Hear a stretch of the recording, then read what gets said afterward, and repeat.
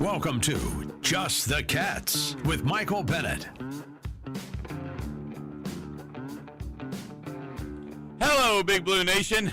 Welcome to Just the Cats. My name is Michael Bennett on this Tuesday, June 23rd. Hopefully everybody's having a great day. It's a bit of a pretty day. A little chilly outside, but I think the heat's getting ready to hit us. I know for a fact that allergies are hitting some of us, but Matthew Childress is with me this morning. Matthew, are you okay?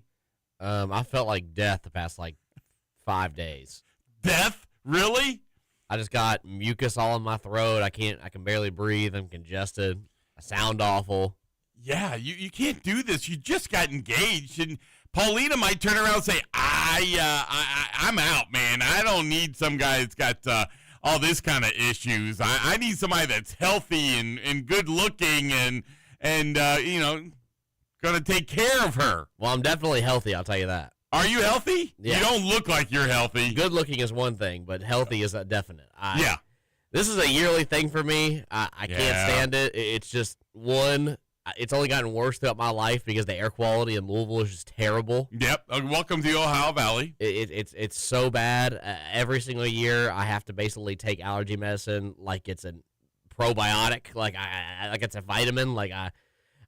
If I miss like a day or two in a row, I get like this, and I forgot to take one yesterday. Oh, you forgot to take it. Now you're irresponsible. Yep, exactly. Oh boy, I listen. I need to talk to Paulina's dad about this. We might need to call this engagement off. I don't know if you deserve her. She certainly doesn't deserve somebody that's irresponsible enough. They can't even take their own medicine and make them feel good. I'll agree. I'll agree with that one. I'm just kidding. But and for those that don't know, Matthew got engaged last Friday, so that's what we're talking about. We talked about it yesterday. Some people tuned in, didn't realize it, but again, congratulations. Congratulations to you. I'm not sure I should say it to Paulina. Yeah, I wouldn't say it to Paulina either, but yeah. Congratulations to me for winning her over, tricking her into doing this. Exactly. You definitely tricked her. As I told her the other day, she was like, she's on vacation. I was like, you can't cheat anymore. It's over. Like, you lost. Whoa! Did you say that to her yesterday? Yeah. Wow. Okay. I was like, it's over. You're locked up now. I mean, yeah. If you thought about having any fun. Let me tell you right now, there are traps out there, okay? I'm just trying to tell you. You got to be careful. And you hope that she doesn't listen to you on the radio. Because you'll say something, and then you'll come home, and she'll ask, what did you mean by that? And that's happened to me. Like, for instance, I was telling Dale Romans, the trainer out at Churchill Downs the other day, I have to leave Wednesday night to fly out to Spokane, Washington for my wife because her mom passed away, and that's where she's going to be buried. And so I have to leave Wednesday night, and I'll come back Sunday. And, I'm talking about all the big races at Churchill Downs. You got Stephen Foster this weekend that's now up to $2 million purse and got everybody in it. And she looked at me and says, it's okay. You don't have to go. And Dale Romans looked at me and says, don't you fall for that. That's a trap. And his wife, Tammy's right there, Tammy Fox. And she's like, yeah, don't, you need to go. So I'm going. Of course I'm going. But I'm not going to fall. That's one of those traps you have to watch out for. When they say, oh, you don't have to go. That means you had better go. Oh, well, I mean, I already know that. Paulina does that stuff now. Oh, she does? Her thing is she'll want to go do something or go get something. So she'll be like, she'd be like, ice cream sounds really good. I'm like, and then her trick is she'll ask me if I want to go get ice cream. And then she's expecting me to say yes just because I know she wants to go. Yeah. But if I say, I don't really want it, then she just won't go. She just wants me to say. So I'll be like, I have to say, yeah, for sure, I'd love to go get ice cream, even though that's literally the last thing I could care about right now. Yes. Because I can't say, we can go get it for you. No, she wants to eat it with somebody. She don't eat by herself. Yeah. She does that stuff now. Yeah. Yeah. Here, don't say here's $5 in about 20 minutes. Yeah, it's not what you want to do. Like, for instance, last night, you mentioned sweets. Patricia made brownies. I said, why did you make brownies? And it triggered her because she said she has a client that got a divorce and made the comment to Patricia, you mean I can make brownies anytime I want to? I don't have to worry about somebody ridiculing me? the only reason I said it is because I'm trying not to eat sugar. I don't want to gain all my weight back. I mean, you just don't have to eat it. You're right, but they're right there in front of me, and it's got the whole house smelling like a brownie. Look, so we had our engagement party on Friday. Yes. Like I said, we had a bunch of family members and friends over. Well, I mean, like... Thanks for the invite, by the way. You're welcome. Yeah. Like family and friends, and Michael Bennett was not invited. So I'm not family, nor am I a friend. Colleagues weren't on that list. Colleagues? I'm a colleague? I mean, we work together. Okay. All right, fine. But you said you liked me. I do. We're friends. There you go. I wasn't invited. But like I've said before, her sister bakes, and she made like hundreds of cookies for this event, and they're all on a trip this week, so they're just at her house. So I eat maybe 10 cookies a day right now. Wow, that's not good. You can't be doing that because I'm trying not to. Yeah, but they're good. They're good, and they're just like if I'm ever like, oh, I could use a snack, I go in the kitchen. There's like 100 of them. Oh my gosh. Okay, well, you think her sister would send a few cookies Michael Bennett's way because if she did, I would be mentioning her name on the radio show. I can bring him in tomorrow. And then guess what? It hadn't happened, so therefore I'm not mentioning her name. There's a bag. I can bring the bag in here tomorrow, and you can try them if you want. No, can't do it. I just can't. I mean, I last thing I need. I've turned to fruit, so I mean I'm fruity Michael Bennett. Okay. We already knew that. Yeah. Oh, there we go. Okay. But all right. So I really think the big news is not about Kentucky today. I really think the big news of yesterday and today is what is going on at the University of Michigan right now.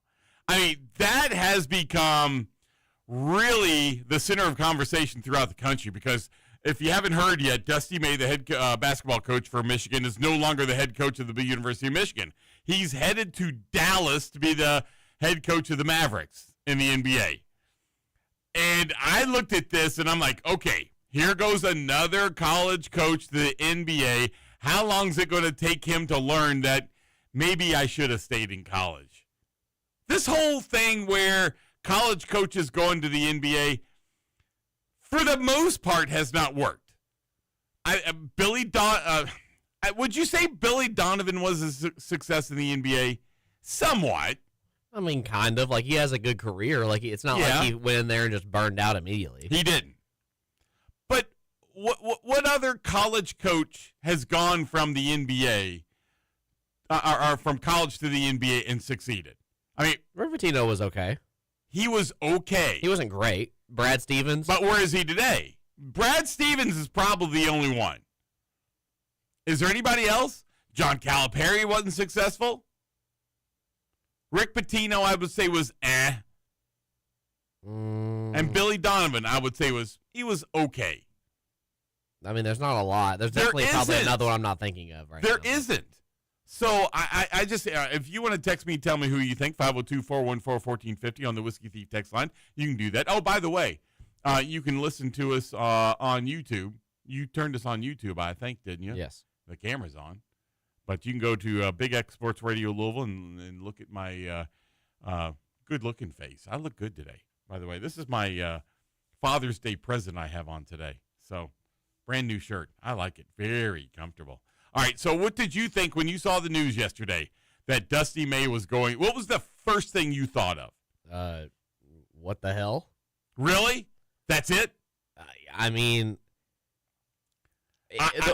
in all honesty, the first thing I thought of was, this was a coach that Louisville and Kentucky were both heavily in on. Yeah. And it was to the point where, I mean, there was reports that Louisville even had press conferences set up for him, ready to go. Exactly. And he was going to be the head coach. Then he backed out and went to Michigan. And the whole thing was, okay, is Pat Kelsey really the guy, or is he just a last-minute grab and this and that? And look, I was having the mental debate of, if I knew my head coach was going to be gone in 2 seasons, but he brought me a national championship, is that okay with me? Well, hold on. That doesn't end there.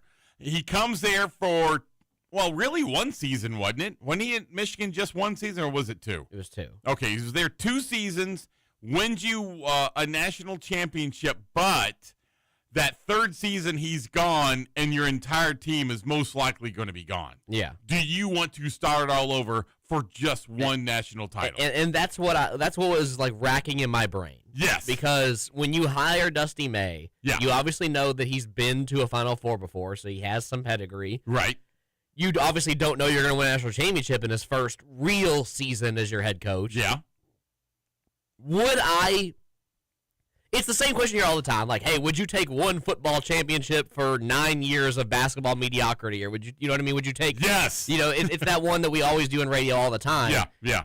But it's real life. So I was sitting here thinking, if he came to Louisville, I try to put myself as if we really got Dusty May. If he brought me a championship in 2 years just to be getting a new coach again, would I be okay with that? Yes, I would. Would you really? Yes, I would. Because I struggle with it.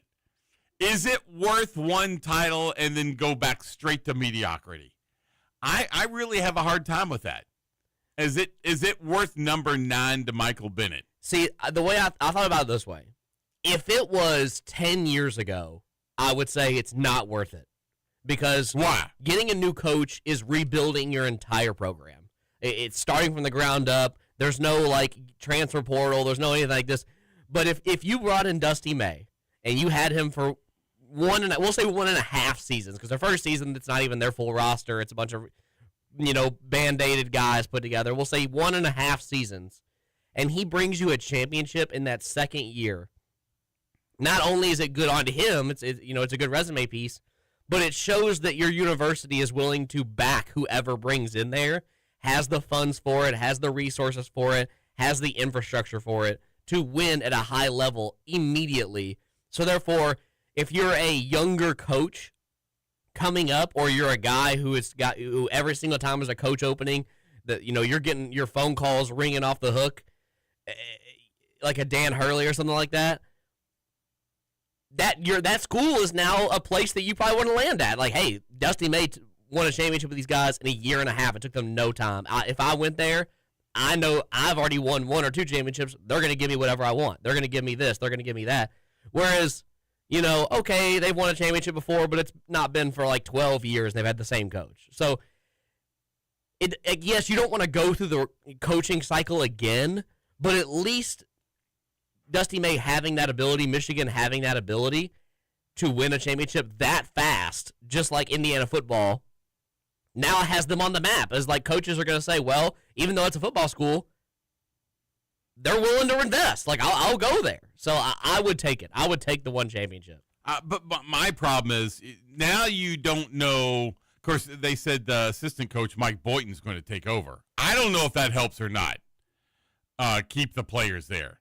But, man, if I'm a player, I didn't come to Michigan to play for Mike Boynton.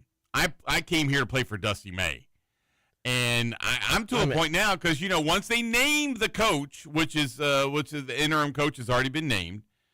And that doesn't count, though, does it? I think it has to be like a full. Does it really? I don't think the interim coach counts. Okay, so as far as transfer portal for 15 days? Because if it does, then like that's a really bad move on Michigan to just immediately announce a head coach. You know what I mean? Like they should have.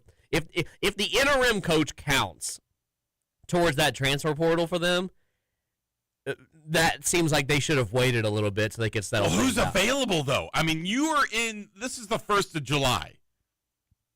Granted, I know it's a week away, but we're basically at July. Who are you going to hire right now to be your head coach? And not only that, how many players can you save from leaving? Because I can tell you right now, I would think, and this is purely guess, vast majority of that team would want to leave and Probably. go somewhere else. You're going to, like, the thing is, if you're Michigan, you're set in a situation where you have a roster and a bunch of guys who are coming back, but you're going to have to sell them on a new coach that you're going to have to buy out of a contract now. Right. So not only did you just spend let's say, it seems like it's about an average number now that schools that are, Michigan level, Kentucky level, Duke level are spending upwards above $12 or $13 million a year now. That's just where we're at. Right. Let's say they spent 15 because they just won a national championship, brought all these guys back. Not only do you have to spend that, you're probably going to have to spend upwards of $10+ million to buy a coach out of his contract to bring him in, because you can't just go grab some mid-major guy with a $300,000 buyout. That the fans are not going to allow you to do. You just won a national championship. You can't go get a dude from and go down St. Margaret Mary of the Woods and then hope that in 3 years you'll get another good coach. You have to win now. So I don't know where they're going to get the money from, but I guess it's the Big Ten. They can do whatever they want. So well, Michigan doesn't lack money, that's for certain, and they can't afford that. But I look at this and I think, man, can this be an Auburn situation where Bruce Pearl leaves and his son takes over and they keep most of the players, and look how that turned out. They won an NIT. Yippee. I don't think it'll be like that. You don't think it'll be like that? I think it has every chance to be like that. I don't think I mean, Dusty May had not been there long enough to kind of build that, like, the trust in that kind of staff. Whereas, like, Bruce Pearl been there forever. Like Stephen Pearl's his son. He'd been on his staff for an extended period of time, and this and that. There's like a trust between him and the university. Like Dusty May, he won a championship, but he was there a year and a half. You know what I mean? So, like, I don't think that the staff, or I don't think university nor the fans would be like, I'm 100% okay with this guy that I just met last year being our head coach for the foreseeable future. They're going to want somebody they at least know the name of. Well, a lot of people were predicting that Nicola Costa Rica, as I like to say Costa Rica, was going to be committing to Michigan. So now does this put him back in play with Mark Pope and University of Kentucky? Yes, 100%. Absolutely it does. And if Mark Pope and Mo Williams can do their magic, grow a little more beard, by the way. I think that has been the greatest thing for Mark Pope and given him all kinds of confidence that Nicola will come to UK. I hope so. That would be a good late get for UK. And with Dusty May gone, I kind of feel like, man, UK should have a good shot at that. I don't know. You're coughing a whole lot, aren't you? Man, I feel bad for you.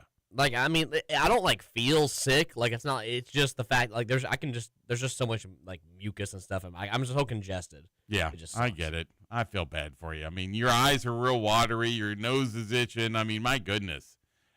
Everybody's watching you on YouTube, by the way. If you're watching, you can go see how bad this poor guy looks. I wish I could give you the day off and just pay you anyway.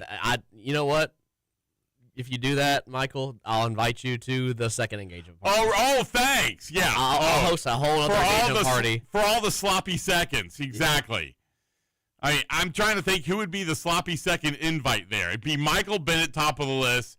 Who else would be in the slot? I bet you invited Roman to your party. Of course I did. Of course you did. And I've been friends with you longer than Roman. That's not true. Okay.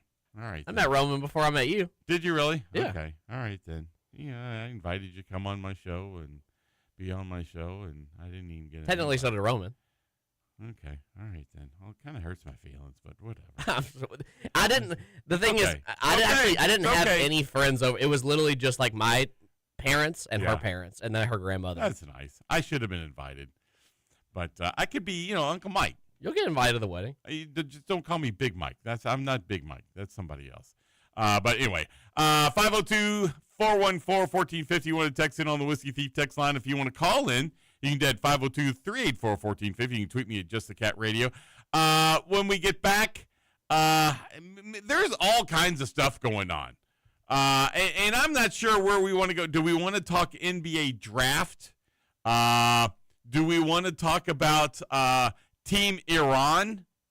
I know I say Iran, but the correct way to say it is Iran. We'll talk about that. And UK, man, there was a stat that came out yesterday, which was pretty cool. And it involves only one school in this country, and it happens to be UK. We'll talk about that. And then what the heck does Dan Hurley want to do? Holy cow, is this a good idea or not? I don't know. Dan Hurley comes up with some crazy stuff. So stay right there. A lot more Just the Cats coming right up. Just like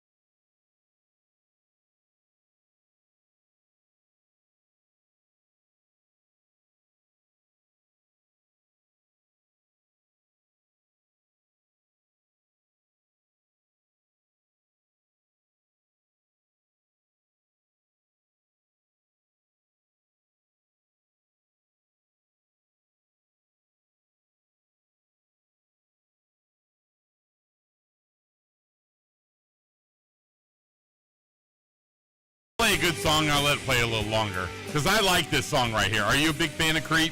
I think it's a good song. Yeah. Or did you, is it a song you have on your phone or no? Yeah. It is. Okay. Because this seems like a song that you would not have on your phone. It's not even my favorite song named Creep, though. Oh, what's your favorite song named Creep? Well, from TLC. Oh, boy. Okay. Tender Love and Care? Yeah, it's a good song. It. Okay. I mean, that always takes me back to the movie The Other Guys. Come on. Yeah. He's like, you're saying it right now. You're literally quoting TLC. Exactly. I don't even know what you're talking about, man. Who is that actor, by the way? Michael Keaton. Yeah, it's Michael Keaton. Michael Keaton is hilarious in that movie. And I don't even know what you're talking about. You can't say Creep 3 times without knowing you're referring to TLC. I love that he gives him like his wooden gun back at the middle of the movie, and he's like, he even buffed it for you. You might want to thank him. He's like, he took our shoes. What a great movie! That's my favorite comedy movie of all time. Is it really? Not even close. That one, The Other Guys, really? Yes. Yeah. Every time I do see it, I'll have to watch it. I would not say it's my favorite of all time. Probably mine, it dates. It's probably Caddyshack. I mean, anything with Bill Murray. Caddyshack is really good. Yeah. I just think it's one of those where, like, all of the jokes hit exactly the same every time. Like, every scene is quotable. Like, there's the one, like, my favorite scene in the whole movie is when they're about to go to his ex-girlfriend's house, and they're in that bar. Oh, my gosh. And he keeps turning around and singing the old World War II songs and then continuing his story. It's my favorite scene in the whole movie. It's because Mark Wahlberg just sits there and waits for him to finish every time, and he comes. It's hilarious. I love it. It's Christina. Are you come to my house? You get my wife's name right. I bet there's only 2 people out there that get what we're talking about right now. My wife will watch this movie with me. It's like, do we have to watch this again? I don't get this movie. I think only guys really like this movie. The underlying joke that every attractive woman ever loves him is hilarious. He's like, is that J-Lo? Like, what? I do. I love that movie. But anyway, let's get to a couple of texts. 502-414-1450 on the Whiskey Thief text line. Ohio guy said, I'm sure Tyler Hero is happy to leave Miami to go back home to Wisconsin. Yeah, so if you hadn't seen the news yet, Tyler Hero being traded by Miami, headed up to Milwaukee to play for the Bucks. What did you think of that trade? I mean, it doesn't really surprise me. Like, the dude has played in Milwaukee forever. A lot of people want to play in Miami just because it's Miami. Yes. And the only thing is, this kind of gave me the vibes that Giannis is not really trying to compete for a championship anymore because he's leaving Milwaukee, a team where he's surrounded by young talent. Like, it's not great talent. Money. Yeah. It's a money grab. He's going for money. He's going for Miami because now he's going to a team in Miami that just has nobody around him. No. Like, it's just him and basically Bam Adebayo. And, I mean, it's going to be interesting. Bam Adebayo has been in the league for a while now. Yeah. Might probably be coming out of his prime here soon. So it's just you had a choice between Miami or the Celtics. One was going to, make you immediately a contender in the East. The other one was immediately going to give you a nice paycheck and give you a nice house on the Bay. And he chose the house on the Bay. It's going to be interesting to see what Tyler Hero's wife thinks about this because, isn't she from Cuba or South America or something? Now she's moving up to Wisconsin. I have no idea. Holy cow. Yeah. And then in other news, as far as trades, Julius Randle headed to, he's been to the Knicks, and then he got traded to Minnesota Timberwolves. Now he's getting traded to the Nets. Is that a good move for him, or is that just one of those? Career's exactly. Career's over. Yeah. I feel bad for him. The Nets is basically like the Cleveland Browns. That's where you go to just finish off and go out to pasture. Yeah, I know it. I just this stinks. But it's going to come a day and time, and it's getting closer and closer where a lot of these UK players are not going to be playing much anymore. That's the one thing we've been happy about in the NBA. Hey, I get to watch a UK player. Oh, yeah, such and such is on this team. And it's getting closer where these players are like, oh, boy. Josh texted out, Fruity Michael Bennett? Now we have Tootie and Fruity in the morning. Listen while you can. I do like that. Tootie and Fruity, do you like the name of that show? Yeah, Tootie and Fruity in the morning. Yeah. That's not a bad name, by the way. No, it's not. Tootie. Do you like the fact that people still remember your nickname, Tootie? Yeah, it's fine with me. Yeah. That was over a year ago, wasn't it? Yeah, pretty close. That was revealed. Buzz texted out, current college free agency is much worse than NBA free agency. Coaches feel like they can coach anyone. Why start over every year with a new roster? Take the NBA money and run. I mean, that's what Dusty May said yesterday. He said that the reason for him leaving is not the money. That could be whatever. Yeah. But he said it's not the money. He said it's because we don't know where the state of college basketball is going to be in 5 years. We don't know if it's going to change. We don't know if it's going to stay the same. We don't know if it's going to get worse. And he left because he wants to, have job security. Yeah, we'll talk about some of the rule changes that they're trying to come up in a few minutes. But, the coaches don't. That's why you see so many coaches that have gone out. They're just done. Nick Saban left for a completely different reason. I'm going to tell you why. He had a strong hold on how he was getting players to come to Alabama. And he had to save his Mercedes-Benz dealerships. That too. And it's going to be revealed one day how he got so many players, okay? Even though I think Ed Orgeron definitely said it best, but we had money coming in we got just as much money coming in the front door as we did the back door. I mean, it's just like, that tells you everything you need to know.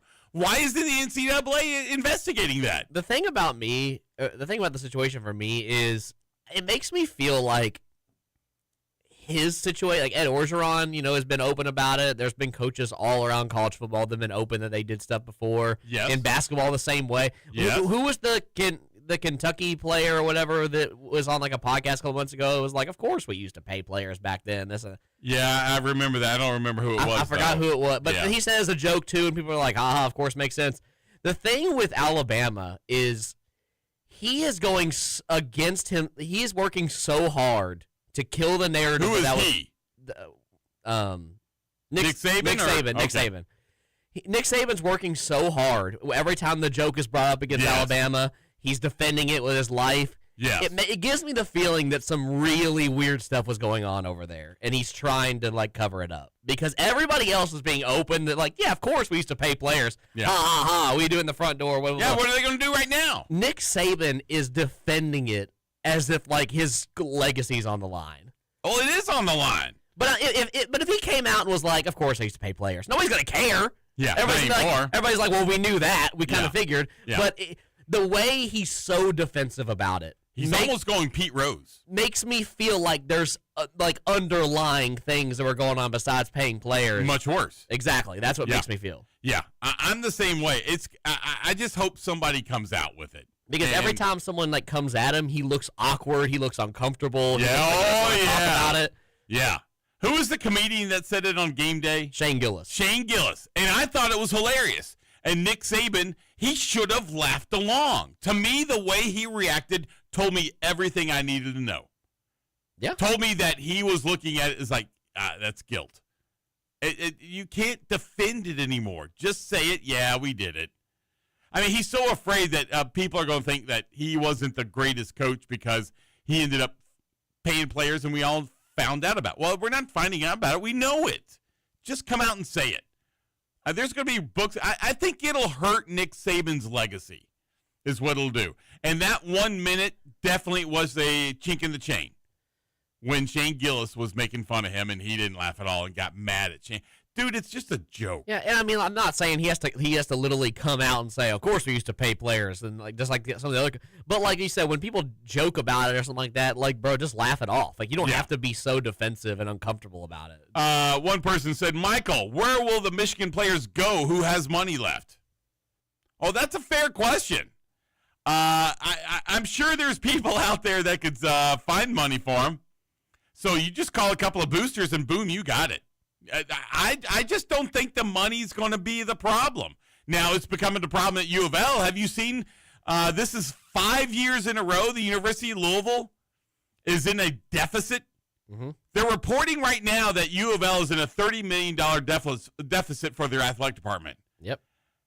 That's just the new norm, isn't it? That's just not U of L. That's going to be every athletic department out there. No, that's just how it is. Louisville is just one of the ones to step up, and they basically were like, "Look, this is how college sports are. We're going to show you our numbers to show you how this is literally not physically possible to sustain. You're right. Unless you're one of the like 5 schools in the country, like Ohio State or like Alabama or Michigan. I don't think Alabama's there. But like one of those ones that like has like LSU or something has that money almost all the time. Yeah.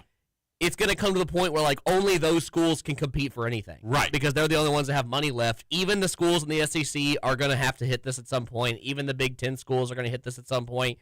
It's just like something needs to be done because this is not possible. Like I hate to see it, but I don't hate on Josh Hurd for the decision he made. He basically is saying, look.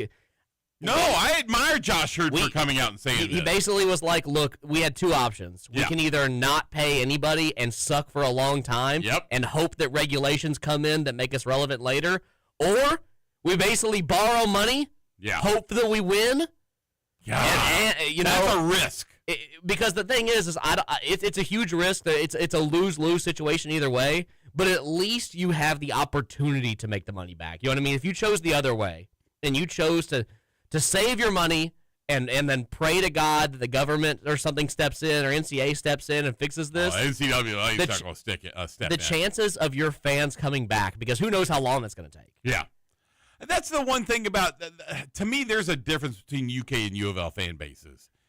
I think UK sticks around a lot longer, where U of L, that fan base leaves quickly. And I think there's a difference, and here's the difference. And this is not a knock on U of L. I promise you it's not.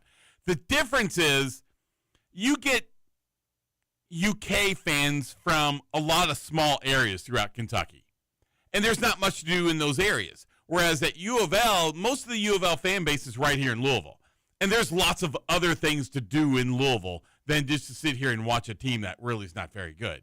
So guess what? I'm going to go do something else. I think that's where U of L it's a little riskier there. I mean, whereas the fan base is a little finicky. I think you're also in a different situation where if you put let's say Kentucky and Louisville were both in the exact same situation, and they both chose to say, you know what, we are not paying players right now. We're going to wait for the NCAA to step in and regulate all this, and then we'll start, building the money for it. Like both schools at the same time did it. I will agree with you. Kentucky fans would stick around a little bit longer, even though it would still be terrible. Yes. But I think the sole fact of that is because of the 10-year fallout that Louisville has already gone through. Yeah. Like, it's like, I already waited 10 years for my team to be good again. Why would I wait 5 more? I'm just going to move on. Fair enough. Kentucky never had to go through that. Fair. You have a little bit of a buffer zone. Yeah. You're right about that. It just makes it tough. The part that worries me the most, we talk about these schools that will have the money.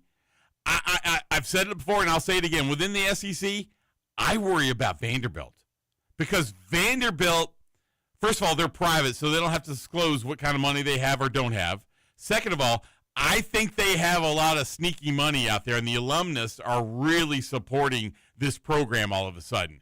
They saw the success that Vanderbilt football had with Diego Pavia, and Bradley has it really going on. Now you see some success with the basketball program.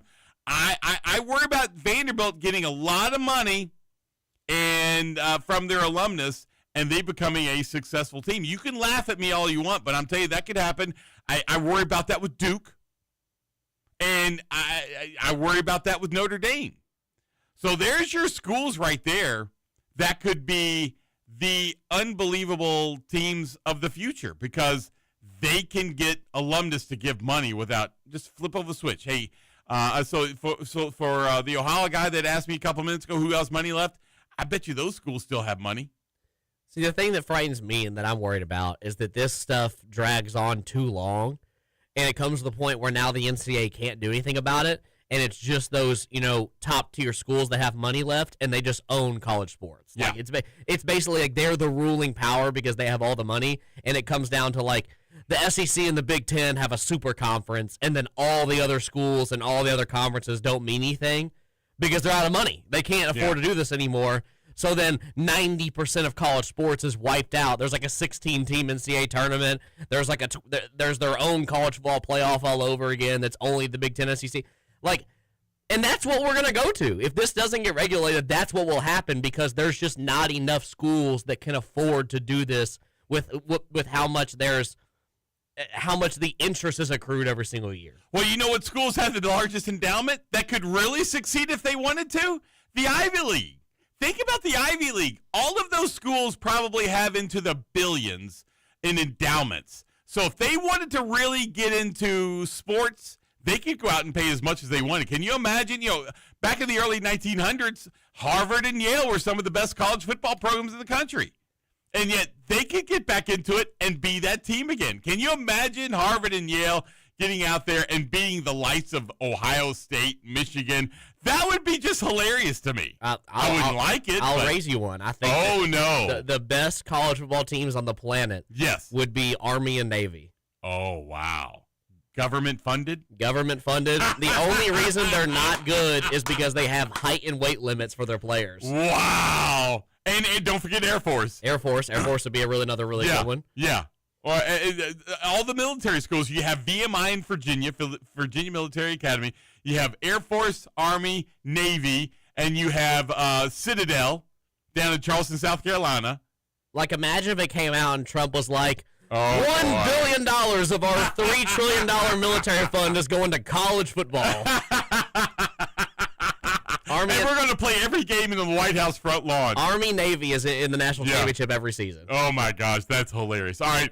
We got to take another break. When we come back, I want to talk about this idea that Dan Hurley came up with when UConn plays Duke. Stay right there. More Just the Cats coming right up.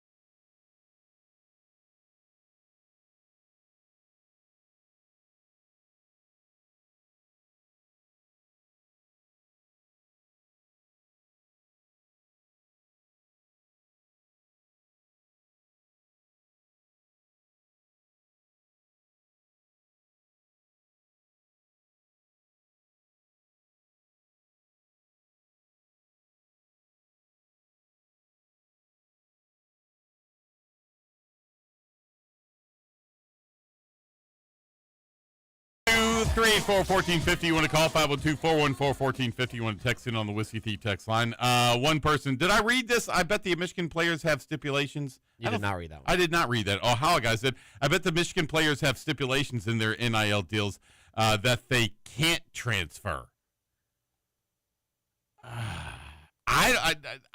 But that would mean that they would have a contract. That would go against NCAA rules, I exactly, believe, because there's a genuine rule in place in transfer portal that if your coach leaves, it opens the transfer portal for 15 days. Yeah, so I don't think so. As far as that Ohio guy, I think they'll be completely open to leave if they want to, because that is one of the rule changes that is everyone has made very clear. If your coach leaves, it opens up everything. There might be stipulations in their contract that say with their NIL deals, but who cares? Yeah, they'd say they're technically on for 2 seasons or something like that. Like, I could see that, but I think as soon as your coach leaves, all that stuff is null and void. All bets are off. Exactly. Otherwise, they're going to have a contract, and guess what? They become an employee of the University of Michigan or whatever university they go to. And these universities are really against having contracts and making these athletes employees, because that's going to cost a whole lot more money. You're talking about a different situation from that standpoint. So I think all bets are off as far as that goes. Josh texted out, Issel is the one that said we paid players. That's right. It was Dan Issel that did that. I don't remember what podcast that was. Yeah, I don't remember. I just remember somebody said it. But I'm positive that was the one. It was Dan Issel. So thank you, Josh. I appreciate that. One person said Mashburn stated on TV that he got NIL when he attended UK. I didn't know that. That's the first time I've heard that. But interesting. Okay, well, thank you for letting me know that. Yeah, I know there was a lot of those, $100 handshakes. I know there were a lot of those supposed jobs that players would have at horse farms, and sometimes they'd show up, sometimes they wouldn't, but they'd still get paid. I get it. I mean, it's just one of those things. But I do want to talk about this. What's his name? John Rothstein? Is that his name? Yeah. Released yesterday the home and away games for UK within the SEC. Let me go through the home slate. Let me go through the SEC road slate for UK, and then I want you to tell me what you think about it.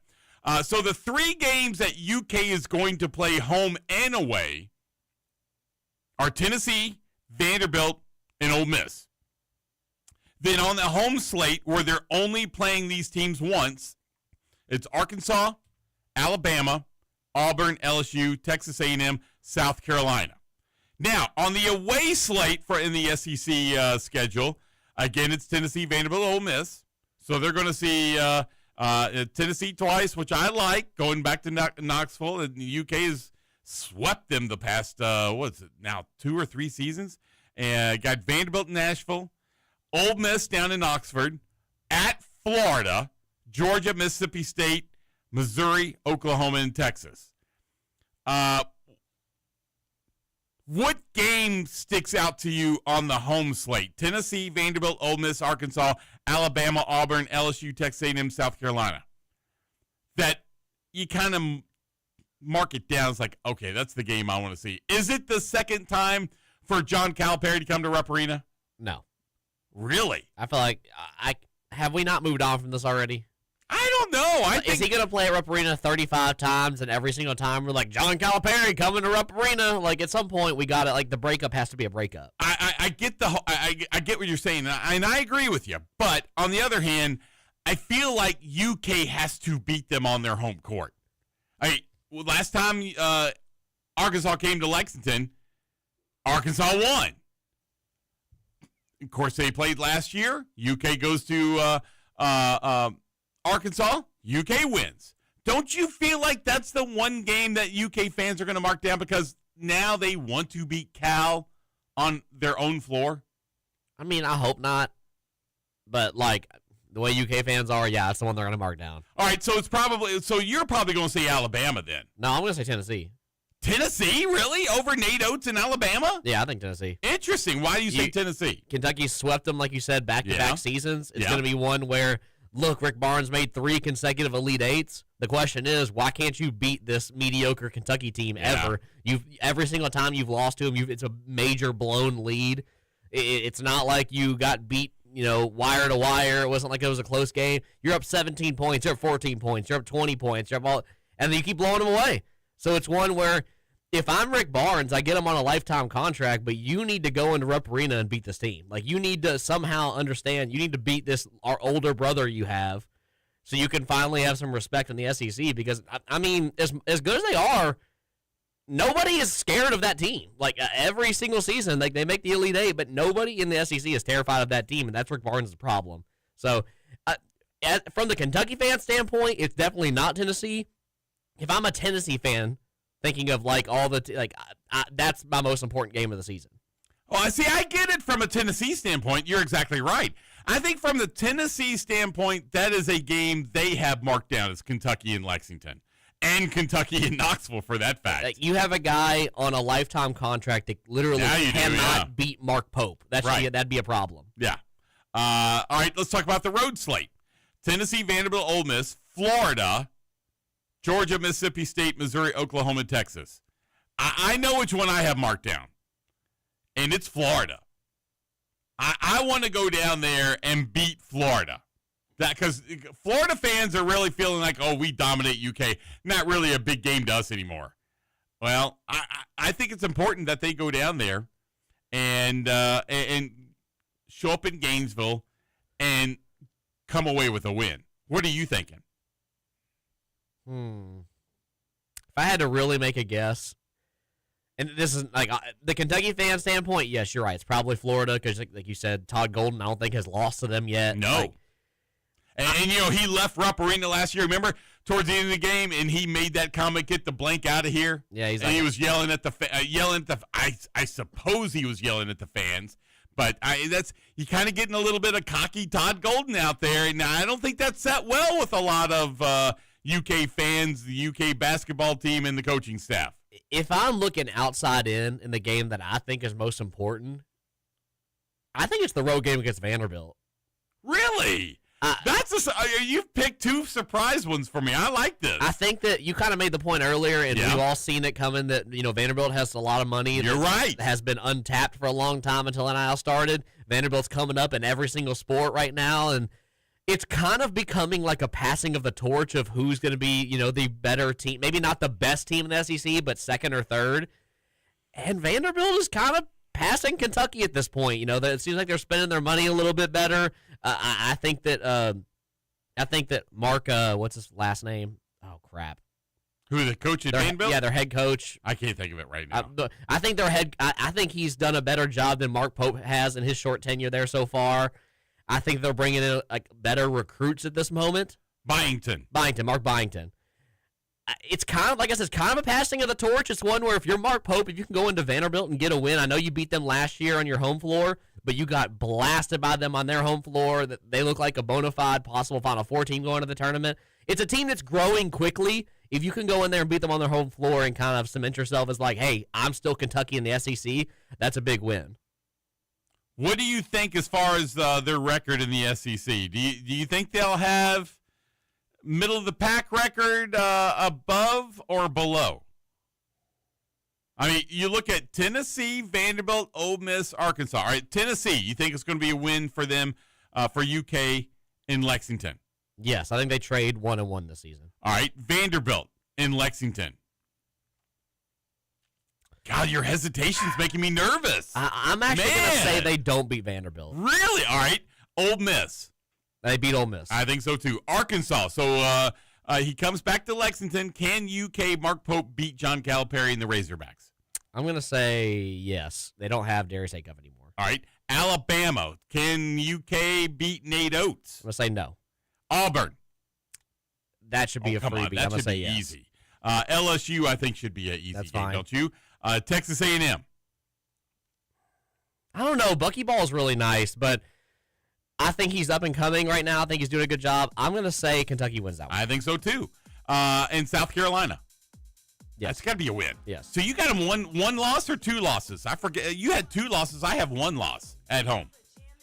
That's pretty good right there. All right, we'll talk about the away when we come back. Plus, I think Corey Price is coming in. Do you know? We'll talk about him. Yeah, we'll hopefully see him in a minute. Stay right there. Hour 2 of Just Cats coming right up.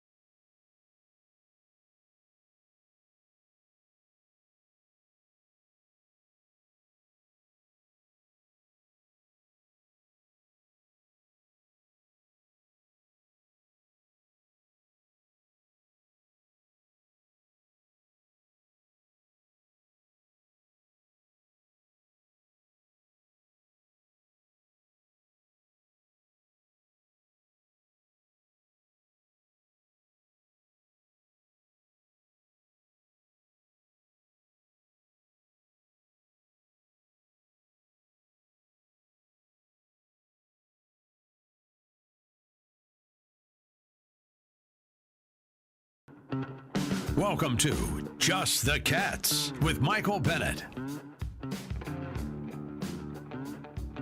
We're number 2 with Just the Cats on this Tuesday. And Matthew joining us now. I'm hesitant to even have him come on. He's already given me knocks on the side here. It's like, my gosh, I was showing him a horse that I was able to get last week down in Ocala, and he said, "Oh, I like those gray horses, just like you. Your gray hair." It's like, wow, thanks a lot, Corey Price. But it's Tuesday, and Corey Price is here with us today. Oh, he did it! Yeah. Matthew! I found it. There we go. Wow. He didn't play it long enough, but that's okay. Hey, by the way... Okay, well, not playing it anymore. Oh, stop it! Wasn't good enough for you this time? No, Sorry, Corey Price. Michael ruined it for you. I did not ruin anything. It's just kind of fun that he finds it and he's about to leave for Florida. I know. Well, the good news is we have hired a new producer. Oh, okay. Yeah, and he starts... What day does he start? The 5th? No. You're asking me? I don't know who this new guy is. But all right, so is it a new guy or is it who I think you're talking about? July the 6th. Yes, it's the guy we all are talking about. Oh, yeah, okay. So it's great news. That's not a new producer. No, it's that's not give it away now. But anyway, I'm excited. Spoilers. What? No spoilers, right? No, absolutely not. Because I want this person to come back and announce it himself. He's going to join us next week, so that's good. For a little bit and make the big announcement. So next week, the new producer will be on the radio with us, and I'm looking forward to it. I'm very happy about that. He's agreed to come on and talk for a few minutes, and I think everybody will like that. So anyway, Corey Price? It's not Scoots, is it? I can't say. That would ruin the surprise. Okay. No, fair enough. It's not, by the way. Shucks. I don't know. This week is June 21st through the 27th. Start off with June 21st, 2019. The animated comedy film Toy Story 4 is released in theaters. Did you see Toy Story 5 yet, Matt? I have not yet. Is it good? It's pretty good. It had a nice message, I think. So. Where did you go see it? A theater in E-Town, actually. So you actually went to the theater to watch this? I prefer to go out to see movies. I don't. I'm curious why you drove all the way down to Elizabethtown. I went with a friend, so there you go. Oh. Yeah. Wait. Hold on. Hold on. Matthew, his face is already turning red. It is. All right. I think there's news here. It is warm in here, actually. Yeah, okay. Matthew, should we ask the question? Because I'm not moving forward till I get an answer. Matthew, it's up to you. Yes. Was this a young lady? It was a female, yes.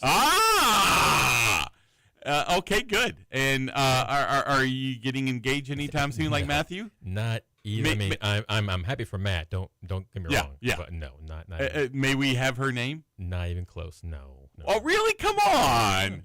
Congratulations, Corey. You're dating someone. No, just friends. I love that you're dating someone.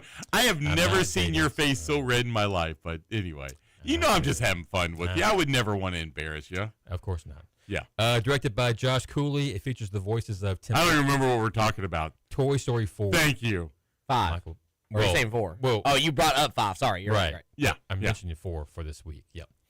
Directed by Josh Cooley, features the voices of Tim Allen, Joan Cusack, Tony Hale, Tom Hanks, Christina Hendricks, Keegan-Michael Key, Jordan Peele, Annie Potts. Love those guys. And Keanu Reeves. Yeah. Film grossed approximately $434 million domestically, making it the third highest grossing film of 2019. And the film was nominated for 2 Academy Awards, winning 1 for Best Animated Feature. Now, in Toy Story 5, isn't Conan O'Brien in it? He is, and I loved it. Really? Was he good? That's what I was looking forward to the most. Yeah, it was great. Yeah. Are you a big Conan O'Brien fan? I am. He has a podcast out since his talk show days are over. And yes. Listen to it.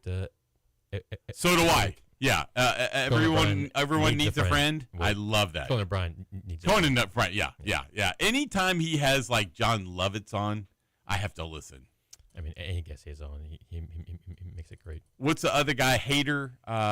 Bill Hader. Bill Hader is hilarious on there. Tom Hanks has always been a good one. I mean, I could go through that whole podcast list. I went to watch in New York. They did a live version of his podcast, and it was fantastic. Well, lucky you. Yeah, I was lucky. Maybe he comes to Louisville one day. Wouldn't that be nice? It would be. I mean, yeah, I doubt it. That would come to Louisville. But Yeah. you never know. Right. You never know. I mean, Louisville's an up-and-coming city, isn't it? Sure. No. Cohen's character in this one is called Smarty Pants, which I like. That's a good one. Yeah. June 22nd, 2001, the action film The Fast and the Furious is released in theaters. I tell you probably weren't a big Fast and Furious fan. Never saw it. Yep. Matt, anything? I love Fast and Furious. No, have there been like 20 or It's about family. Sure. Have you seen all 10 or 12 or 14? Oh, my or gosh. Are you kidding I've me? seen like 7 of the 10. Wow. I saw Fast 9. I didn't see the most recent one, and I didn't see like the 2 before that. Are they just as good? No, they're terrible. Then why go watch them? Fast 5 was like the last good one. I went and saw Fast 9 because I was dating a girl, and she just wanted to go see it or something like that. Which one was the last one with Paul Walker? Do you know? That one was 6. Okay. I think was when that he's like CGI'd in because he passed away. I think it was 6. Could be wrong. Well, the original was directed by Rob Cohen and stars Jordana Brewster, Vin Diesel, Ted Levine, Chad Lindbergh, Michelle Rodriguez, Johnny Strong, Paul Walker, and Rick Yoon. The film grossed approximately $144.7 million domestically, making it the 12th highest grossing film of 2001. And the film was nominated for 5 MTV Movie Awards, winning 1 for Best On-Screen Team. And Michael, I looked it up. The last MTV Movie Awards was in 2023. Was it really? So just 3 years ago? Yeah. And they're done now? They're done. Yeah. That's so sad. Yeah. I always wanted a box of popcorn that's made of gold. That looks pretty cool. Yeah. June 23rd, 1989, the comedy film Honey, I Shrunk the Kids is released in theaters. Did you take your kids to see that? I went and saw that. Yeah. Yeah. Yeah. Good stuff. Yeah.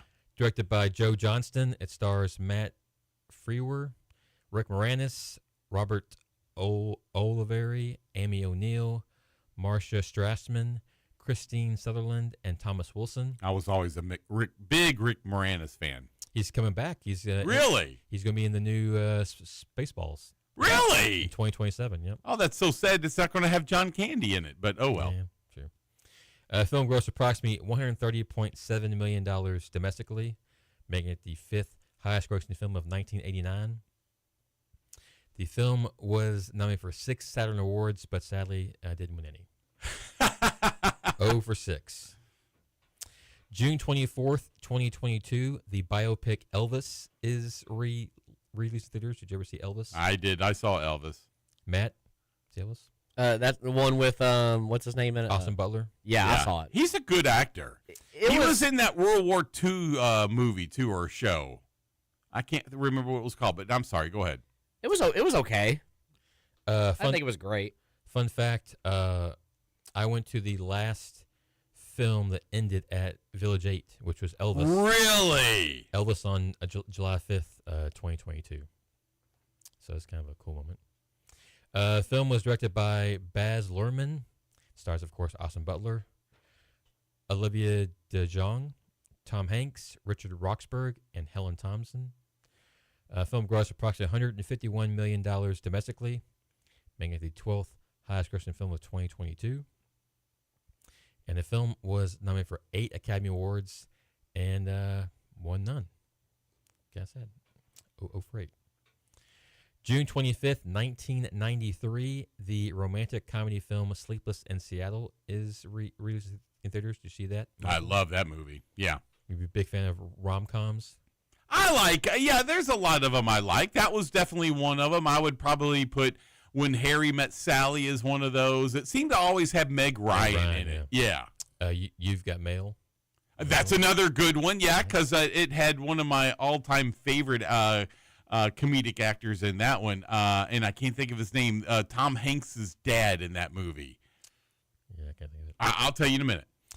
So the film Sleepless in Seattle was directed by Nora Ephron, stars Tom Hanks, Ross Malinger, Bill Pullman, Rob Reiner, and Meg Ryan. The film grossed approximately $126.8 million domestically, making it the fourth highest grossing film of 1993. And the film was nominated for 4 MTV Movie Awards, and this is a theme, it didn't win any of them. Dabney Coleman. Oh, okay. I thought he was funny, and I love Steve Zahn. You know, big UK fan. Steve Zahn was in that movie. He lives in Kentucky now, right? Yeah, he lives over by Lexington. Yeah. He's a horse guy, right? Or no? Well, his family, his in-laws are. Yeah. June 26th, 2009, the war film The Hurt Locker is released in theaters. Did you see it? The Hurt Locker? Great movie. Yes, It won huge Hurt Locker lots fan. of awards. Did you see it, Matt? I've not seen that movie. It's pretty good. Directed by Catherine Bigelow, stars Ray Fiennes, Brian Girardi, Evangeline Lilly, Anthony Mackie, David Morse, Guy Pearce, and Jeremy Renner. Didn't do well in the box office. Film grossed approximately $17 million domestically, making it the 116th highest grossing film of 2009. But the Academy liked it. It was nominated for 9 Academy Awards, winning 6. Most notably, Best Director, Best Original Screenplay, and Best Picture. Catherine Bigelow was the first female to win Best Director at the Oscars. Last one, June 27th, 2008, the animated sci-fi film WALL-E is released in theaters. I'm assuming you probably didn't see that, Michael. Never heard of it. You've never heard of WALL-E? No, I've never heard of WALL-E. Wow. It's actually, in my opinion, the best Pixar movie ever made. Really? Oh, wow. Yeah. Okay, good. Guess I'll go watch I think it. it has my favorite message of all of them. What's the message? It's like an eco-friendly message, like we're destroying the planet, and WALL-E is like infinitely having to clean it up for us and stuff like that. Are we destroying the planet? Take care of our planet, Michael, please. Okay, all right. Directed by Andrew Stanton, features the voices of Ben Burt, Jeff Garlin, Alyssa Knight, John Ratzenberger, and Sigourney Weaver. A film grossed approximately $223.8 million domestically, making it the 5th highest grossing film of 2008. And the film was nominated for 6 Academy Awards, winning 1 for Best Animated Feature. Masters of the Air is what I was trying to think of. And that's what Austin Butler was in. Did y'all never see that? I don't think I've ever heard of it. Oh, my gosh. Yeah, it was, never heard of what's that? I was sad I never heard of that either. Oh, it was fantastic. I loved it.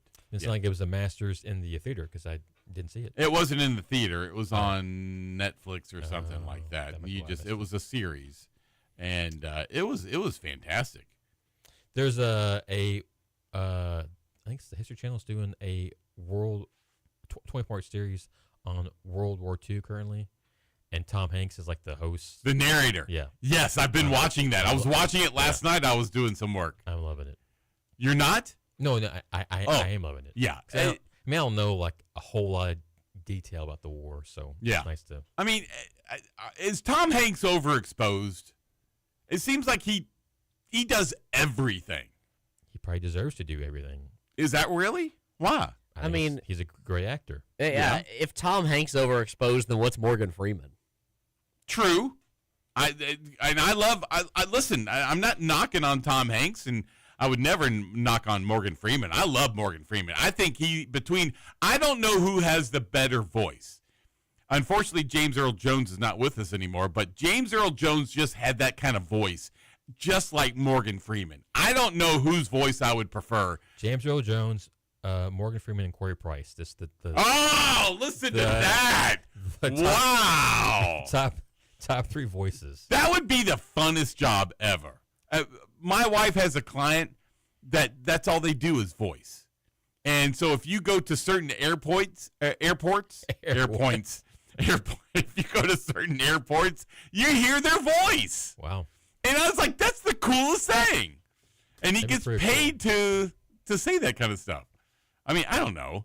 Wouldn't it be fun to go through an airport and say, hey, that's me? I mean, yeah. I mean, Watch your step. yeah. Something. Yeah. The walking sidewalk is getting ready to end. Don't forget to visit Chili's. Something like that. Don't forget to visit Chili's. Why would you bring up Chili's? Isn't that at the airport in Louisville? Or no, am I thinking? Oh, is there? Oh, yeah, I think there is a Chili's there. That's the one thing Louisville Airport has done horribly. Hopefully, with this new renovation that they're doing, they're spending a lot of money at the airport. Lots of construction going there. They get better food selections.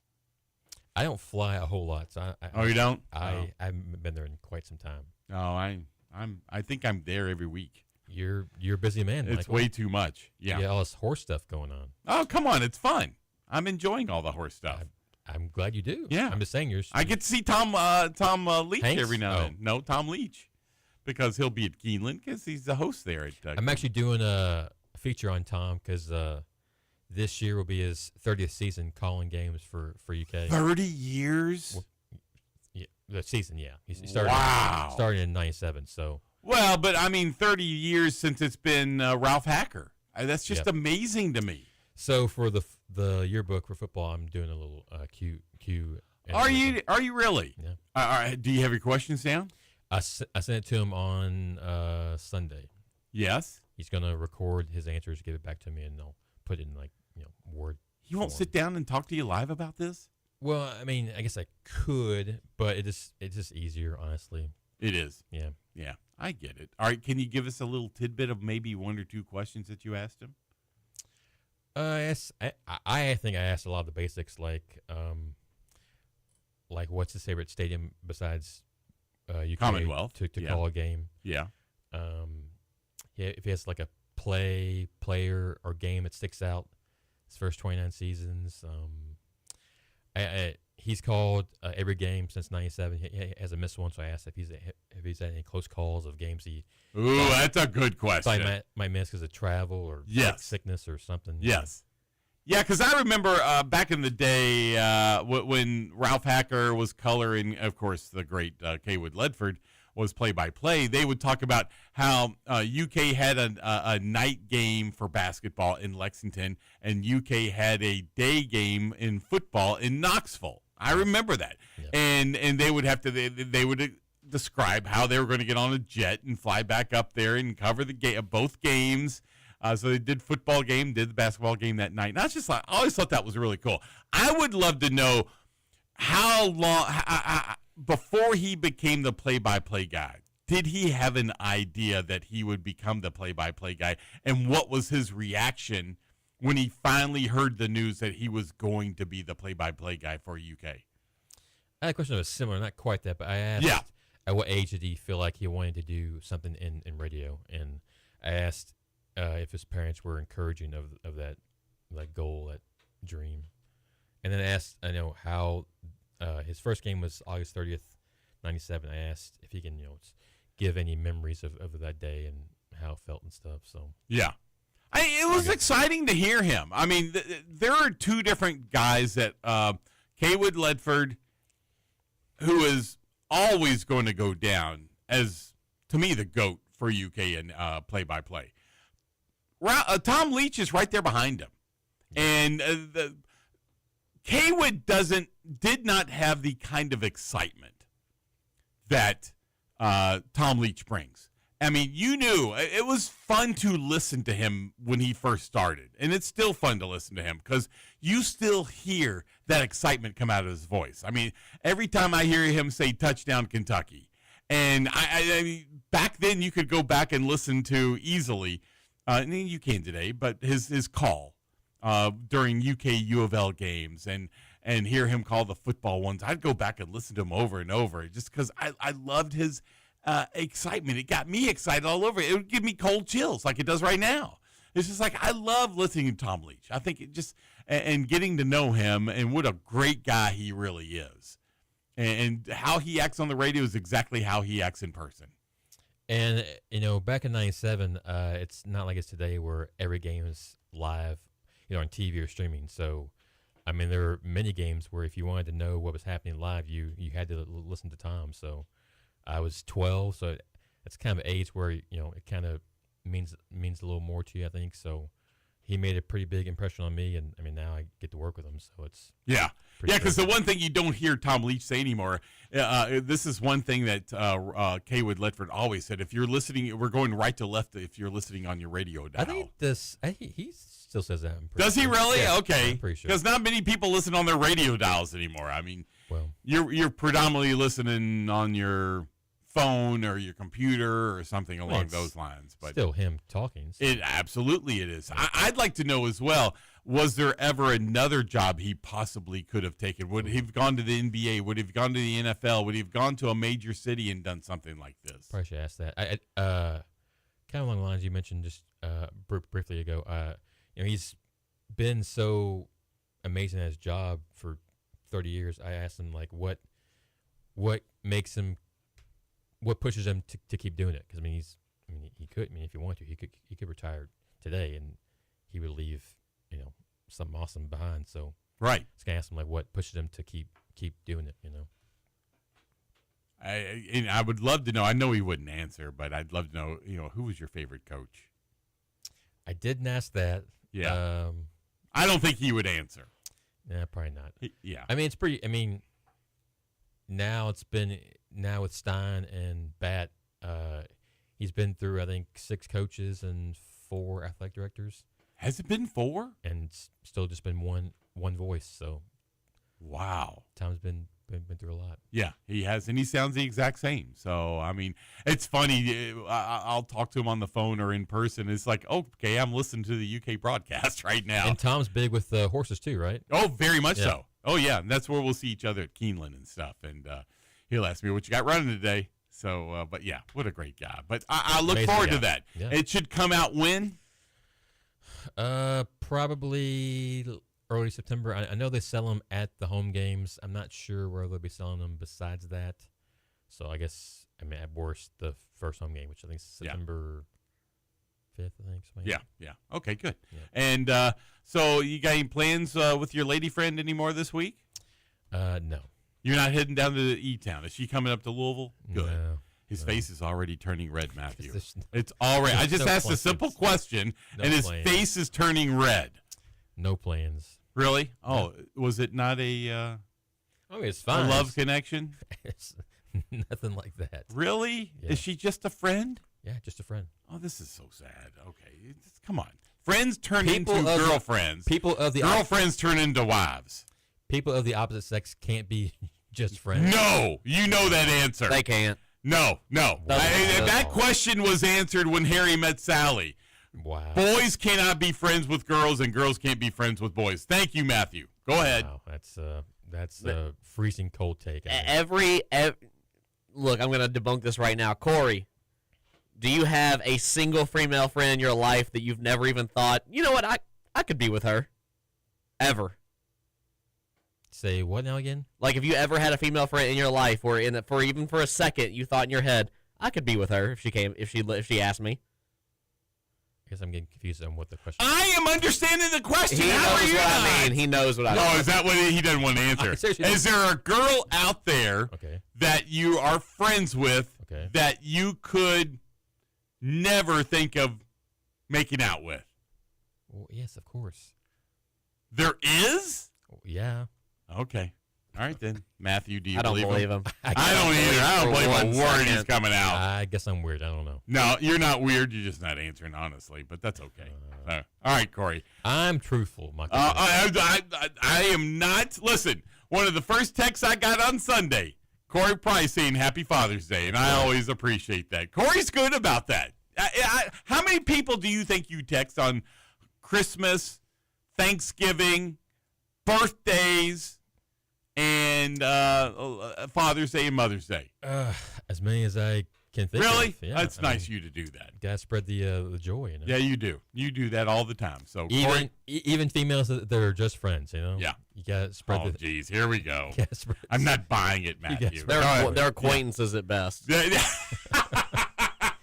I think that's a perfect way to describe it. You are hating. Acquaintance. You are hating. No, we're not hating. We Yes, just you want are. you to find somebody and have a nice life so that one day you can say, hey, it's Father's Day for me. Who's going to text? Michael Bennett's texting me for Father's Day. I mean, I'm thrilled that you're a father, but I don't think you have to be a father to find joy in life. You're exactly correct. So, but it has I'm good. become one of the greatest joys of my life to be a dad. I guarantee it is. Yeah. But And you would be a phenomenal dad and a I'm phenomenal sure, husband. But We just got all right. If there's a love acquaintance out there, would you man. DM Corey Price or me? He has one. He just went on a date with her. Well, he had to drive all the way to Elizabethtown. I don't know. Maybe tonight he's driving out to LaGrange to go meet somebody. Or Carrollton. Corey, how old are you? I am 40. I'll be 41 in August. Yeah, that was a date. Like, there's no way that you're 40 and that woman was like, yeah, I'll go to the movie theater consensually, platonically with in him. Date. She's interested in him. Date. I'm just telling you. Okay. Corey, you can't do anything for 2 more. 2 more. This might be Corey's last Tuesday with us, by the way. No. Okay, good. On the 3rd movie, that's when we we start making a move. You know we do this because we love you, Corey. I'm you know sad that that next Tuesday is Matt's last one. Yeah, it is. Yep. It will be a sad day when Matthew is It will gone. be. Yeah, I'm not looking forward to it. I love my Matthew. I need my Tootie here. Your But what? My Tootie. That's what his mom called him. That's his nickname. Can you spoil it? Is the next guy also a Cards fan? Can you at least say that? No, he is not a U of L fan. Okay, well that's good at least. Sorry, Matt, but Yeah. It's okay. need some. And you might know him. So anyway, it'll be an exciting day when he comes back. So there you Comes go. back. Yeah. I mean when he comes. Sounds like you've spoiled a little bit, but we'll see. Anyway, all right, we got to take a break. Corey Price, always fun having you here on Tuesday. Always a pleasure, Michael Bennett and Matthew Childress. Have fun on your date, Corey. You two are We're something going else. to take a break. Stay right there. More Just the Cats coming right up.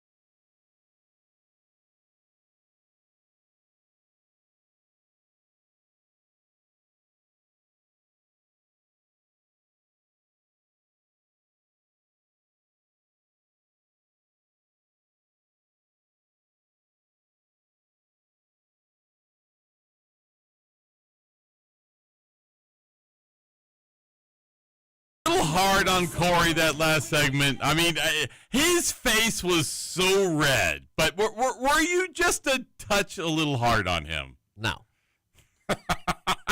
No. We're all friends here. Yes. You got to give friends tough love sometimes. Look, he needs to admit. Oh, boy, tough love. He needs to admit it was a date. It's okay. Yeah. It's fine. There's no way that woman is just going to movies with men as friends in her 40s. They don't got time to waste.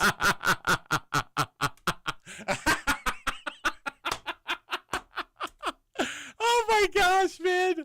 It was fun to see you react, and then I'm looking at him react. He didn't know how to respond to you, by the way. I love Corey. He's hilarious. Yes, we all do. He's such a funny dude. Yes. But that was a Corey, date. if you're listening right now on your way back to work, you better go home, call that woman. Yes.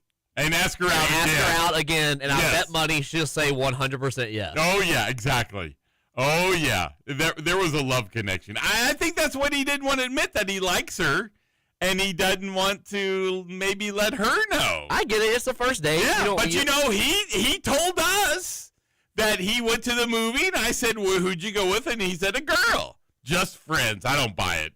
Listen, I told my dad when I was dating my wife now, I almost said current wife, when I was, that we were just friends. He's like, yeah, sure you are. And next thing you know, she became my girlfriend. Next thing you know, she became my wife. So, yeah. Friends become wives. I've been around enough women in my life. I've been around enough people in my life. Yes. I know how this works. Yes, exactly. And Corey is in an advantageous position where, you're to the point where the women are a little more mature. They know what they want. Yeah. You don't have to play the games. You don't have to worry about if there's other men she's looking for and all this. Corey, call her when you get off work and say, hey. Why wait then? Text her right now. He's in the car right now. Call her. What does Robert Downey Jr. say in Tropic Thunder? He said, hey, when you get out of here, you call her. You say, baby, we're going on a date. Oh, my gosh. Those allergies are clearing up all of a sudden. Friends. Come on. You are just blasting him for that. I predict he'll never come back again Tuesday at 9 o'clock. But there was only one school that had a transfer portal that was ranked in the top 10 or better with men's basketball, women's basketball, and football. And that team was the University of Kentucky. No other school was able to accomplish that. Men's basketball had the number 2 transfer portal in the country. Women's basketball had the number 6. I didn't realize women's basketball was that high. My gosh, that's awesome. Kenny Brooks has just got it going on there. I want you to know, I want Kenny Brooks to be the lifelong University of Kentucky women's basketball coach. We'll have him on next month or so. And then, of course, football. We all know what Will Stein's been doing. The 10th ranked transfer portal class in the country. I mean, just the complete turnaround of all of these teams within the last, football within the last few months, basketball within the last month and a half. People were ready to get rid of Mark Pope, and he turns around and ends up having the number 2 class in the country. It's just nothing short of amazing. And then what Kenny Brooks has done at UK, that's the one thing I'm really excited about. And plus, I really like Kenny Brooks. I think he has done a phenomenal job coming to UK and getting this program to be wildly successful and do as well as he does in the SEC, which is one of the toughest conferences in women's basketball in the country. And then Will Stein, with the departure of Mark Stoops and the way the program was going for football, and then Will Stein to come in here and basically overnight get the 10th ranked transfer portal school in the country is, again, nothing short of amazing. I mean, you look at that. Are you surprised by all that? I didn't realize it till yesterday when I saw this, that all 3 schools had the top 10. I hadn't kept up with women's basketball. Yes. So, yeah, it is surprising. That's okay. Yeah, it really is impressive. I'm happy with it. All right, what did you think about this idea? Did you see where Dan Hurley, where UConn is playing Duke this year, this coming season? Dan Hurley attended the UFC event at the White House. He now wants the UConn Duke game to be played at the White House. Is this a good idea or a hokey marketing ploy to get more attention to Dan Hurley and UConn? Look, as somebody who watched UFC 250 at the White House lawn, It was successful, wasn't it? I want more major sports. Do you really? It doesn't have to be the White House, but at like major American landmarks. Like, I thought it was such a cool thing. This is one thing, okay? This is not a political take. This is just like, No, we don't talk politics on this show. I don't like that there's this whole, like, patriotism is, like, one side politically than the other. You know what I mean? I think it's so cool when people, like, embrace where they're from. Yes. Even if it's gimmicky looking, you know, and they do, I love, like, the flyovers at college football. It's so cool. I love, like, you know, I love symbolism. It's fun. So, like, the UFC 250 was one where they went above and beyond. It was completely American. Like, the World Cup is the same way. Everybody's waving American flags. There's people at the soccer games dressed up as Abraham Lincoln. Like, that stuff is fun. Did they really? Yes, I missed that. Yes, that stuff is so cool to me. Like, they used to do college basketball games on aircraft carriers out in the middle of the ocean. That's right. UK played on one. We don't do that stuff anymore. Right. And I feel like it's because, like, the internet and social media has put this whole, like, patriotism is this side and this is this, you know what I mean? Like, I don't like it being, you know, enjoying where you live is not a political take. I love this stuff. I think it doesn't have UConn, Duke, whatever. I don't care about that. Just put stuff, like, show off America and where we live. It doesn't have to be the White House. It could be in Yellowstone. All right, well, let's talk about it. All right, let's name some places besides the White House you would like to see a basketball game. Where would be another iconic United States venue that you think would be a lot of fun to watch a sporting event? Rucker Park in New York. Rucker Park? You know where Rucker Park is? I don't. Rucker Park is a really popular public park where, like, professional basketball players used to, like, do, like, 5-on-5 runs. That's pretty cool. It's a really historic park. All right. I think if we're still talking basketball, I think Venice Beach is really cool. Yeah. That's another, like, you know, public basketball area. Yeah. If we're talking,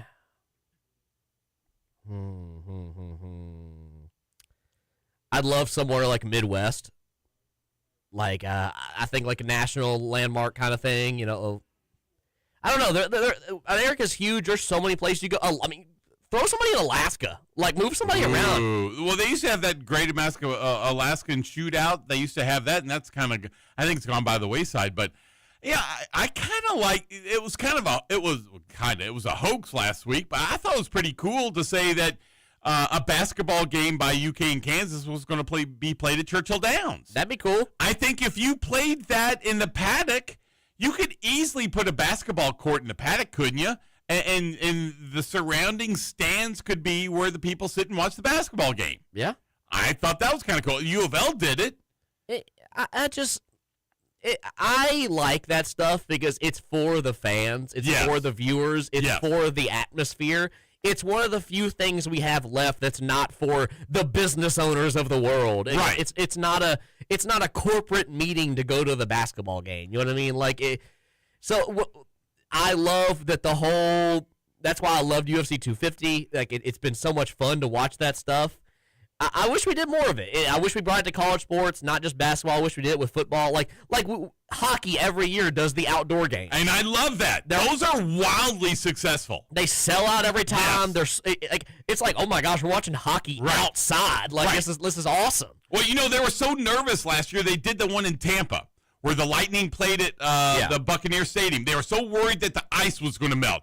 They took months to make certain it wasn't going to melt. Then it ended up being one of the coldest nights in Tampa, Florida, where snow was falling, of all things. I think here's what I would like to see. I'd like to see a basketball game played at Yankee Stadium. That'd be really cool. Play it in the dead of winter, and let's see how those guys in shorts and tank tops are doing out there. I don't know if that'd be possible. That would be. I don't care. I think that would be awesome to see just the cold air coming out of a guy's mouth when he's trying to play basketball in mid 30-degree temperatures. I think That would be a lot of fun. Play a game at what's an iconic NFL stadium? Play it at Green Bay. That would be fun to go see a basketball game there. That's the only one I could fight you on. That would just be impossible. It'd be so windy. Nobody could shoot. It would be a blizzard up there. It would be a disaster. You'd have to do something like that in the South. It'd have to be Southern. All right, so you could. Well, what are some outdoor football stadiums? Well, you got Miami, Hard Rock. You could do Raymond James down there as well. Well, didn't who was it? Was it Wisconsin's volleyball team play an outdoor game like last season, or was it Nebraska? And they sold the whole football stadium out. I forgot about that. You're exactly correct. Sold the football stadium out for it. That stuff is so That's cool. Pretty cool. I like that. Just like I would like to see UK play at Memorial.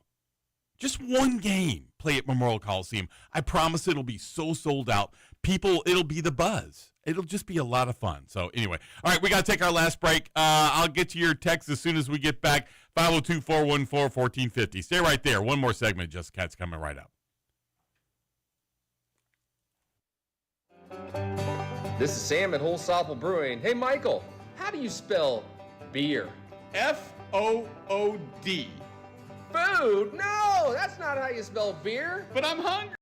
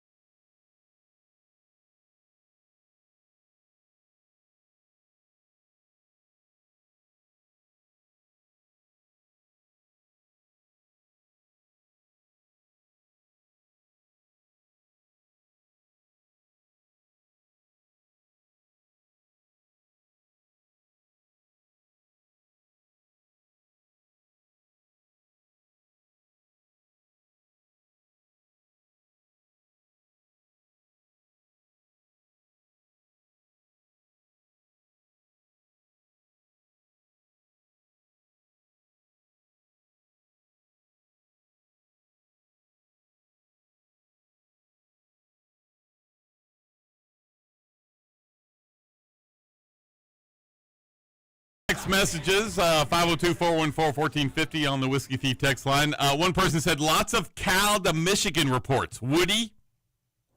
I don't know. Would he leave Fayetteville to move to Ann Arbor, Michigan? He's getting paid a lot in Fayetteville. He is getting, well, by the chicken people. So do you think, is there any chance he would go to Michigan? Hey, that is a bigger school.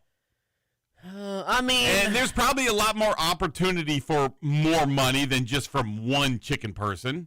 I don't know. And then, well, of course, the Walmart people, too. But what do you think? I don't know. I mean, it depends on how much they want to pay him. They have to pay us buyout at Arkansas is a big thing. Yeah, but I don't think Michigan's scared of that.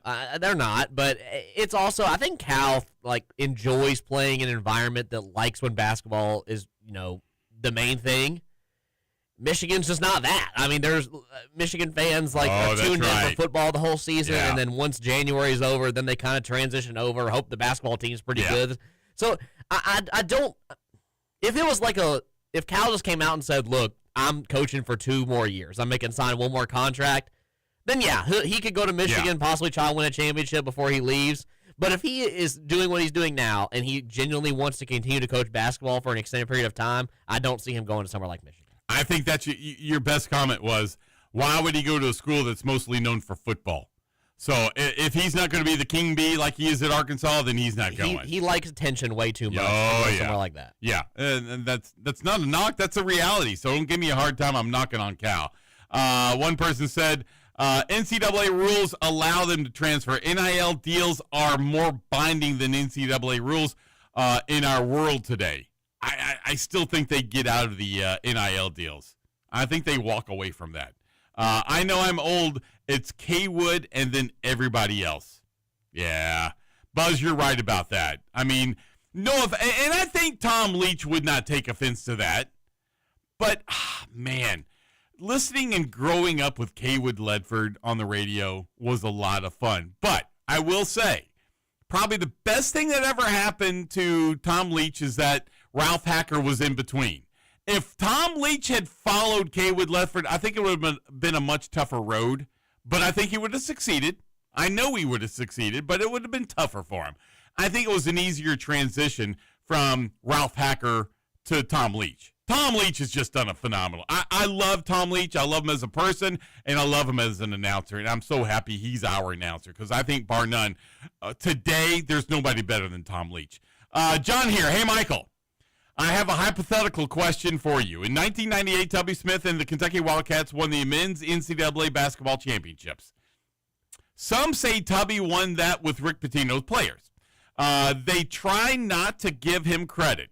I will not go that far. I give him all the credit in the basketball world. However, I do ask you today if Coach Rick Pitino would have been still coaching.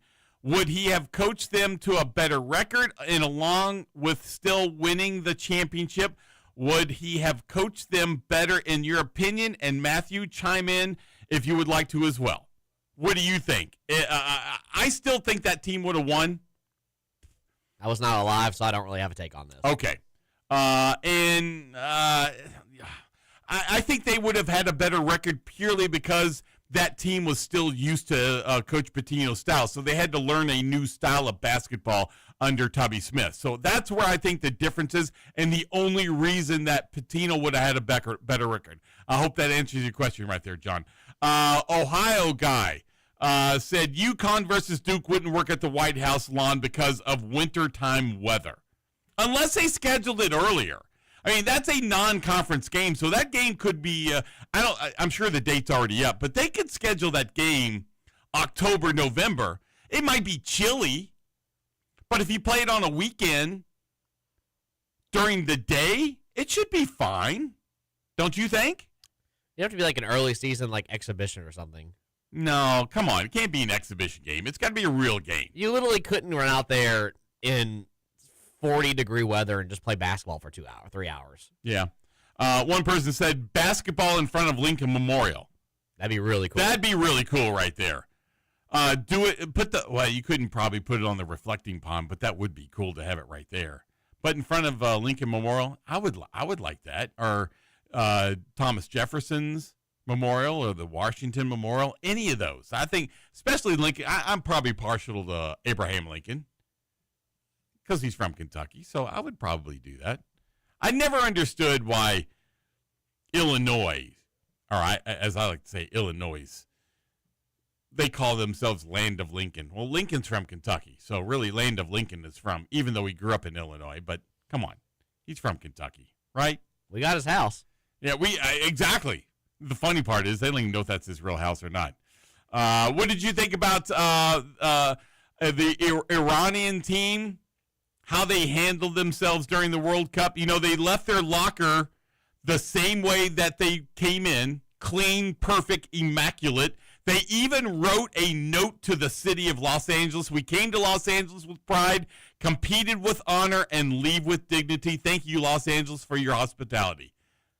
What did you think of that? Was that political or was that really from the heart? I mean, it's probably a little both. Like, the soccer players don't have anything to do with the conflict in Iran. Like, exactly. Like, if they didn't do all that stuff, I wouldn't think any less of them. If they, it doesn't change. Like, I don't know. Like, they have nothing. Like I said, they have nothing. I thought to do it was with nice what they did. Yeah, it's nice what they did. But yeah. I feel like, because I saw this too, I think people are just like looking into it way too deep. Yeah. I got it to a point where I kind of felt bad for them. Because you're right, they had nothing to do with what's going on between the United States and Iran. But they're just kind of stuck in the middle. They had to stay in Tijuana and fly everywhere. Yeah.